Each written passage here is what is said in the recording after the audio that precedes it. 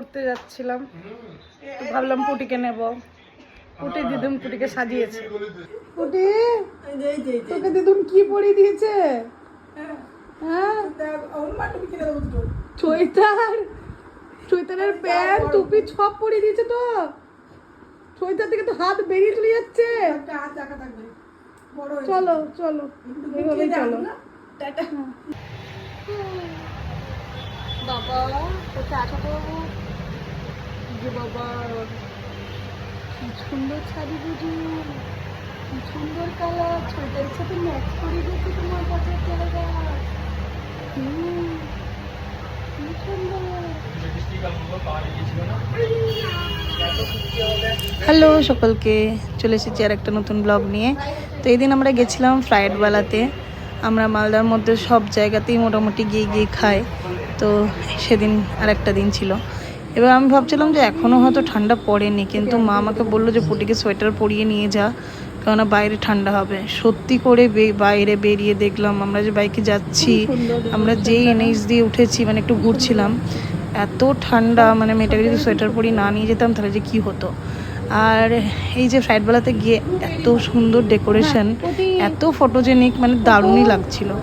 আর পুটি blue sweater পরে কেমন লাগছে সেটা তোমরাই কমেন্ট করো। এই সোয়েটারগুলো ওর জন্য আমি এই বছরই কিনেছি, যদিও একটু বড় হচ্ছে, একটু বড় বড়ই কিনেছিলাম। ও হাতটা তো অনেক গোটাতে হয়েছে, পাও গোটাতে হয়েছে, কিন্তু মেয়ে আমার সোয়েটার পরে খুব খুশি হয়েছে, কেন জানি না, ওর যে কী ভালো লেগেছে। তো যাই হোক, এইভাবে আমরা একটু কেট মেরে ছবি টবি তুলে নিলাম, কেননা যদিও আমিও ভালো ছবি তুলতে পারি না, ওর বাবাও ভালো ছবি তুলতে পারে না, কিন্তু এই জায়গাটা দারুণ ছিল, মানে প্রত্যেকটা কর্নার ছবি তোলার মতো। তো খুব ভালো লেগেছে, আর পুটির ছবিগুলোও খুব ভালো এসেছে।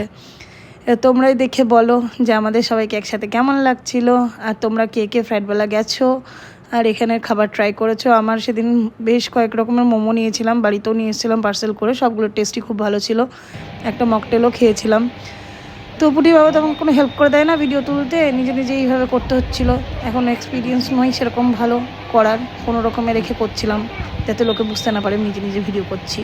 যাই হোক, কিন্তু বন্ধ করতে গিয়ে বুঝেই গেল, এখানে পুটি হাইটাই তুলছিল।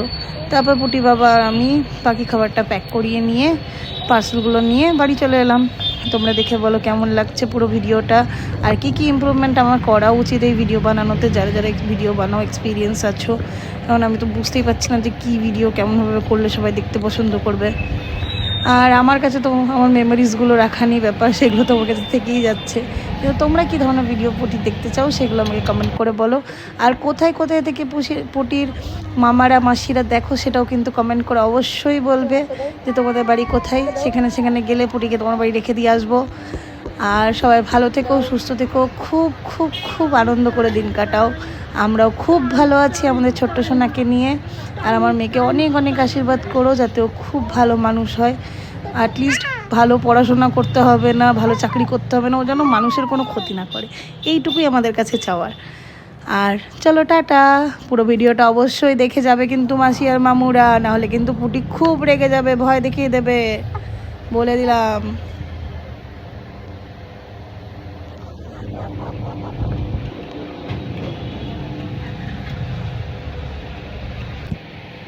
না দোলে দোলে করো, দোলে দোলে দোলে দোলে দোলে দোলে দোলে দোলে দোলে দোলে দোলে দোলে দোলে দোলে পকড়ো পকড়ো।